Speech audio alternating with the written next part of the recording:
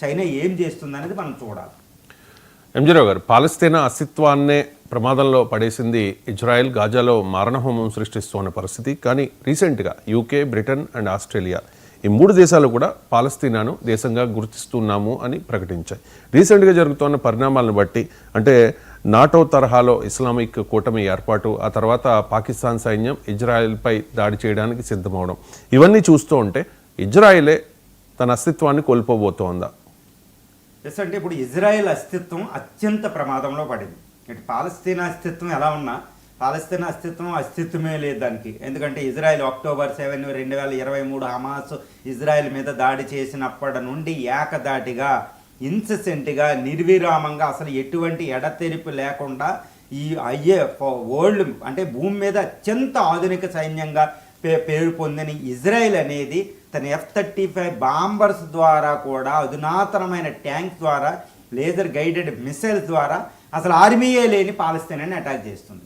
అక్కడ 55 లక్షల మంది ప్రజల ప్రాణాలు పట్టుకుని సముద్రంలోంచి పిల్లల్ని అక్కడ ఏమీ లేకుండా దారుణంగా చనిపోతున్నారన్నమాట. ఇది హ్యుమానిటేరియన్ క్రైసిస్ అంటారు. అది చాలా తక్కువ పదవండి.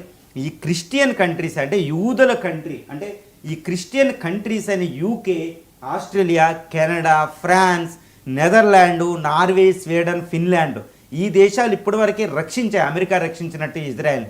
ఈ దేశాలే ఇజ్రాయెల్ మీద తిరగబడుతున్నాయి. ఇజ్రాయెల్ చేసేది జెనోసైడ్, అంటే ఒక జాతిని నిర్మూలన చేస్తున్నాయి. అక్కడ పిల్లల్ని, స్త్రీలని అటాక్ చేస్తున్నాయి. ఇప్పటికే 70,000 మంది చనిపోయారు. అందులో 50% పిల్లలే ఉన్నారు, స్త్రీలే ఉన్నారంటే ఫ్యూచర్ జనరేషన్ ఇంకా పాలస్తీనాలో అరబ్బులు లేకుండా చేయడం అనేది ఇజ్రాయెల్ టార్గెట్గా పెట్టుకుంది.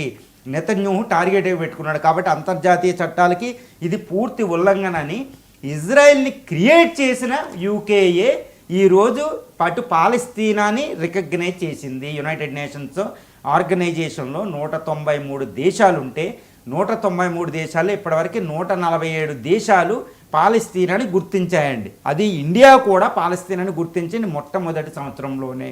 గుర్తుపెట్టుకోవాలి, పాలస్తీనాకు మన ఇండియా ఎప్పుడు సపోర్ట్ చేస్తాయి. అలానే ఇజ్రాయెల్తో కూడా రిలేషన్ ఉంటుంది. కానీ ఈ క్రిస్టియన్ కంట్రీస్ అయిన United States of America, UK, France, Portugal, అదేవిధంగా స్వీడన్, నార్వే, ఈ Balkan countries, Estonia, Latvia, Lithuania, European country, అంటే ఇవి క్రిస్టియన్ కంట్రీస్ అనమాట. ఈ కంట్రీలో అసలు పాలస్తీనాని రికగ్నైజ్ చేయకుండా ఇజ్రాయెల్నే రికగ్నైజ్ చేసి ఇజ్రాయెల్ పూర్తి సపోర్ట్ చేస్తాయి. కానీ ఇప్పుడు ఇజ్రాయెల్ అత్యంత ప్రమాదంలో పడింది. ఎందుకంటున్నామంటే ఎవరైతే ఇజ్రాయెల్ని క్రియేట్ చేశారో, ఇజ్రాయెల్ యొక్క సృష్టికి కారణమైన యూకే, అంటే ఇప్పుడు ప్రస్తుత బ్రిటన్నే మొదటి ప్రపంచ యుద్ధం తర్వాత 1917లో ఇజ్రాయెల్కి స్థాపన చేసింది. హిట్లర్ హోలోకాస్ట్ అని యూదుల్ని మొత్తం క్యాంపుల్లో పెట్టి, ఆస్ట్రిచ్ లాంటి క్యాంపుల్లో పెట్టి లక్షలాది మంది యూదుల్ని సంహరిస్తే ఇంకా యూరోప్లో ఉన్న యూదులందరికీ ఒక కంట్రీ కావాలని యూకే దాన్ని క్రియేట్ చేసింది. ప్రధానంగా యూకేనే, తర్వాత అమెరికా ఎంట్రీ. అది యూకే అంటే ఈరోజు ఎవరైతే ఇజ్రాయెల్ని సృష్టించారో వాళ్ళే ఇజ్రాయెల్ శత్రువుగా చెప్పబడే పాలస్తీనాను గుర్తించారంటే ఇజ్రాయెల్ చేస్తున్న మారణకాండ అనేది ఈవెన్ ఆ దేశాన్ని కూడా కరిగించేసింది, హృదయాన్ని అని చూడొచ్చు. ఎందుకంటే ఇప్పుడు ఆస్ట్రేలియాలో సిడ్నీ, ఈ లండను, న్యూజిలాండు, ఈ కంట్రీల్లో కూడా ఎన్నో ప్రదర్శనలు జరిగినాయి అనమాట. ఇజ్రాయెల్ నెతన్యాహుకి ఎగినెస్ట్గా యుద్ధాన్ని ఆపండి అని చెప్పుతున్న October 7, 2023 గత 2.5 సంవత్సరాలుగా నెతన్యాహు తీవ్రమైన దాడి చేస్తున్నాడు. ఇజ్రాయెల్ ఇప్పుడు ఈరోజు పాలస్తీనాలో చూస్తే 70,000 మంది మరణాలు సంభవించినాయి. అక్కడ పిల్లలు ఈరోజు మాల్ న్యూట్రిషను, ఎటువంటి పాలు, ఎటువంటి ఆహార పదార్థాలు లేవు. భయంకరమైన పరిస్థితుల వాళ్ళు ఉన్నారు. ప్రపంచంలోని అతిపెద్ద హ్యుమానిటేరియన్ క్రైసిస్ జరుగుతుంది. ఆ జాతి మొత్తం it is on the edge of the Apocalypse, అంటే డూమ్స్ డే. వాళ్ళంతా ఇంకా అంతమైపోతున్నారు అని తెలుసుని సముద్రాల్లో వాటిలో పోరాడుతున్నారు. పిల్లలు చనిపోతుంటే తల్లులు చూడలేని భయంకరమైన పరిస్థితి. ఈరోజు ఇంటర్నేషనల్ మీడియా, అదొకటి వెస్ట్రన్ మీడియా కూడా దీన్ని కవర్ చేస్తుందని హ్యుమానిటేరియన్ యాటిట్యూడ్లో. ఈవెన్ ఆల్ జజీరా, ఈ ఖతార్ నుంచి, దోహా నుంచి ఇవి కవర్ చేస్తున్నాయి. కాబట్టి అది అంతా ప్రజలు అందరూ చూస్తున్నారు. కాబట్టి వెస్ట్రన్ కంట్రీస్లో కూడా ఇజ్రాయెల్కి వ్యతిరేకంగా జరుగుతుంది. ఈరోజు ఇజ్రాయెల్ ఒంటరిది అయిపోయింది. ఇప్పుడు యునైటెడ్ నేషన్స్ అంటే యునైటెడ్ సాధారణ సభ సమావేశాలు ఈ రోజు నుంచి మొదలవబోతున్నాయి న్యూయార్క్ సిటీలో. ఇక్కడ మిగిలిన కంట్రీలు, పోర్చుగల్, స్వీడన్, నార్వే, స్వీడన్ ఇలాంటి దేశాలు కూడా పాలస్తీనాని గుర్తించబడుతున్నాయి. ఎందుకంటే అబ్రహాం అకార్డ్స్ అన్ని 2020లో ఇజ్రాయెల్కి అరబ్ కంట్రీస్కి సత్సంబంధాల కోసం చేసినట్లు ఇజ్రాయెల్ ఇక్కడ తిరస్కరించింది.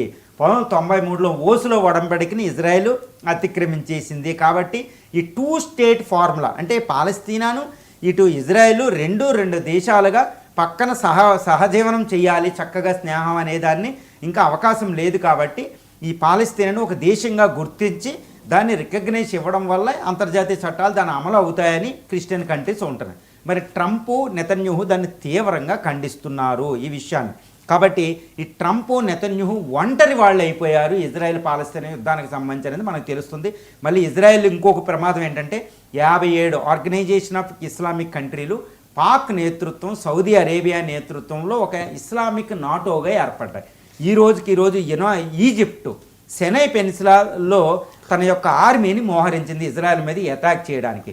పాకిస్తాన్ కూడా తన 25,000 మంది ఆర్మీని ఇటు పాకిస్తాన్ను పట్టుకెళ్ళి ఈ ఇజ్రాయెల్ బోర్డర్ దగ్గర రెడీ పెట్టిందని తెలుస్తుంది. ఇటు ఖతారు, సౌదీ అరేబియా దగ్గర అది కూడా ఇజ్రాయెల్ మీద దాడి చేయడానికి సిద్ధంగా ఉంది. ఇరాన్ ఎప్పటికప్పుడు దాని మీద దాడి చేయడానికి సిద్ధంగా ఉంది. తర్వాత సౌదీ అరేబియా తన ఆర్మీ, నేవీ అంతంటే రెడీ పెట్టుంది.